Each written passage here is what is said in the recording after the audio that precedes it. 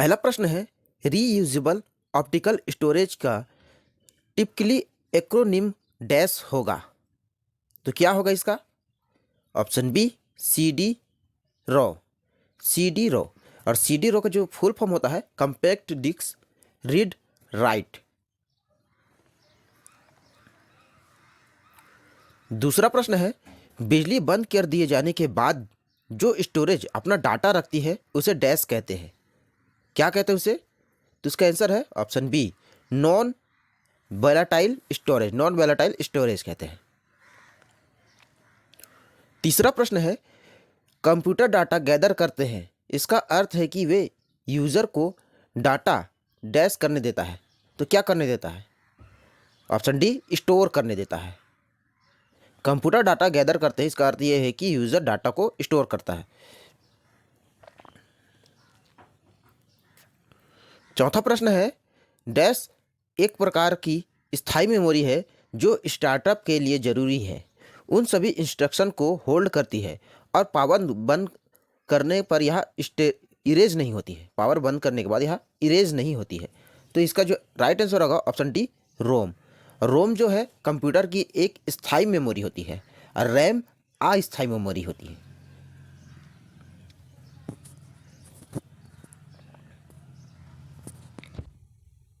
पांचवा प्रश्न है, सेकेंडरी स्टोरेज मीडिया से हार्ड डिस्क में सॉफ्टवेयर प्रोग्राम को कॉपी करने की प्रक्रिया को क्या कहते हैं? तो इसका आंसर होगा ऑप्शन ई इंस्टॉलेशन। इंस्टॉलेशन कहते हैं।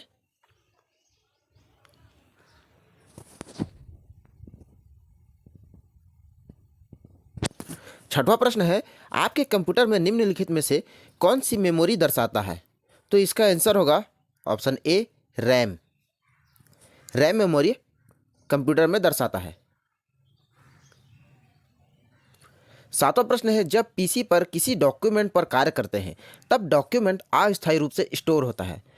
अस्थायी स्टोर होता है रैम में। हमने पहले ही बताया कि रैम अस्थायी मेमोरी होता है।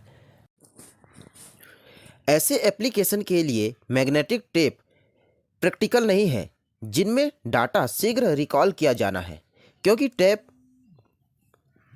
Option B sequential access media में होती है।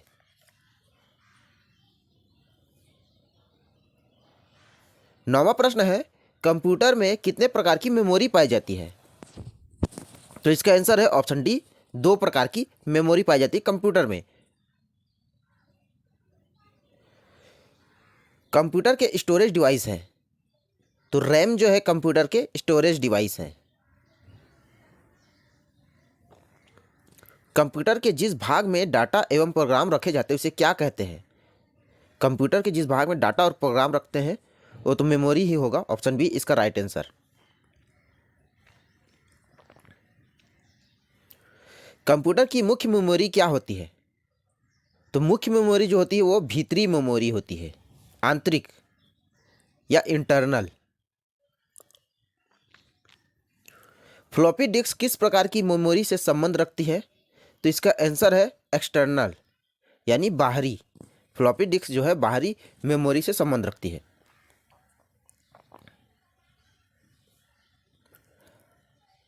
अगला है, निम्न में कौन सत्य है? तो इसका आंसर होगा ऑप्शन सी रोम जो है प्रोग्राम में स्थायी होते हैं। ये सही है।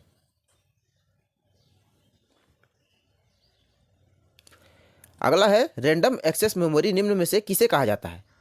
तो इसका आंसर होगा रैम को। रैंडम एक्सेस मेमोरी रैम को कहा जाता है। कंप्यूटर बंद होने पर खाली स्थान के कंटेंट निकल जाते हैं। किसके निकल जाते हैं? तो मेमोरी के। ऑप्शन डी मेमोरी के कंटेंट निकल जाते हैं। कंप्यूटर में स्थायी मेमोरी के लिए किन वस्तुओं का प्रयोग किया जाता है? तो इसका आंसर है ये सभी। फ्लॉपी डिस्क, टेप चुंबकीय, हार्ड डिस्क, ऑप्टिकल डिस्क, ये सभी स्थायी मेमोरी के लिए प्रयोग किए जाते हैं। रैम किस प्रकार की मेमोरी है? तो इसका आंसर है मुख्य मेमोरी है। रैम जो कि मुख्य मेमोरी है।